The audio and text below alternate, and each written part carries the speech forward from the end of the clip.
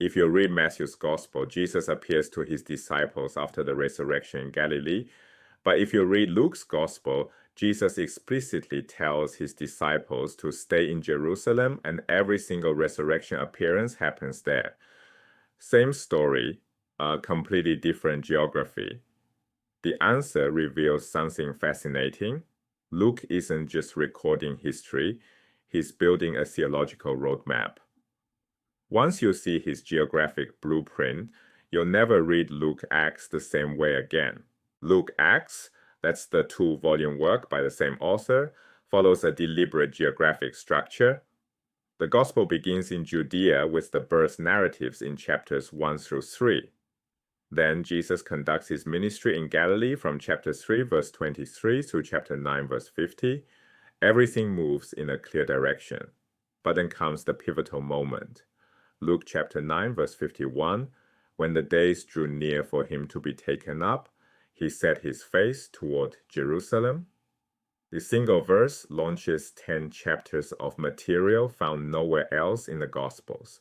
These 10 chapters, Luke 10 through 19, contain some of the most beloved stories in Scripture: the Good Samaritan, the prodigal son, the rich man, and Lazarus, all structured as a journey toward Jerusalem. Luke isn't padding his narrative, he's building tension. Every step moves Jesus closer to the holy city where everything will culminate. The Gospel then concludes with Jesus in Jerusalem, his final week, crucifixion, resurrection, all in that single location. Jerusalem becomes the gravitational center of Luke's entire first volume. Now watch what happens in Acts. Jesus gives his disciples an explicit blueprint in Acts chapter 1, verse 8. You will be my witnesses in Jerusalem and in all Judea and Samaria and to the ends of the earth.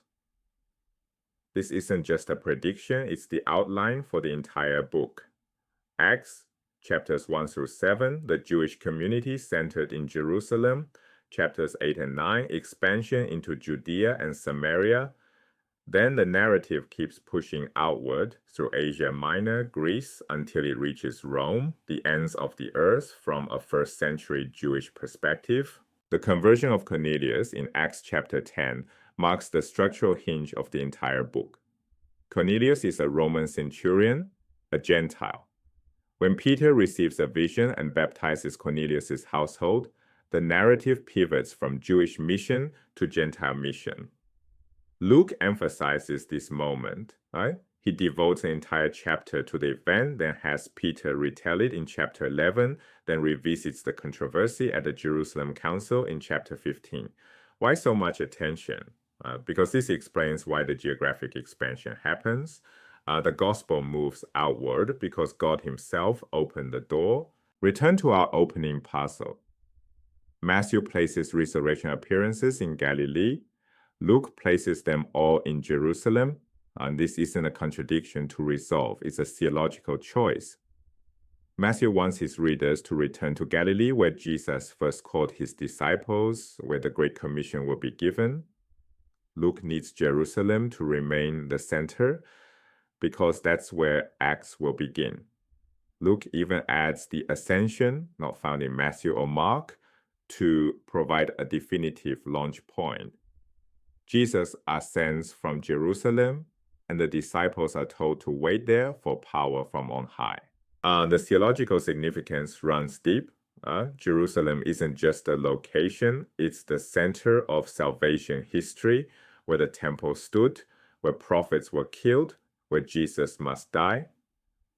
Rome isn't just an endpoint, it represents the fulfillment of Acts 1 verse 8, the gospel reaching the ends of the earth. The complete pattern emerges: Judea to Galilee to Jerusalem in the gospel, then Jerusalem outward to Judea, Samaria, and finally Rome in Acts. Jerusalem stands at the center of both volumes. One common misconception, Luke just recorded events in the order they happened. Not quite. Luke tells us in chapter 1 verse 3 that he's writing an orderly account, and that Greek word means organized, not necessarily chronological.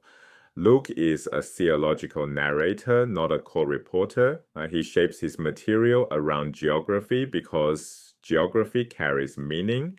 Another misconception: Acts is comprehensive church history. It's not. Luke omits huge amounts.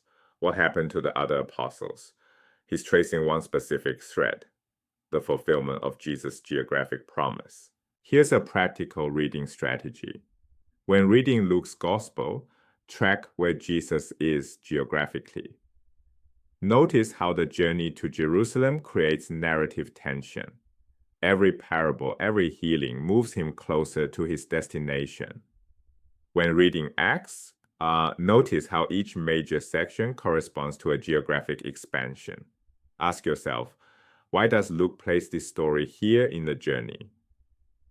The geography isn't incidental, it's interpretive. Luke wrote for Gentile Christians who might wonder, how did a Jewish movement in Jerusalem become my faith here in Rome or Antioch or wherever I live?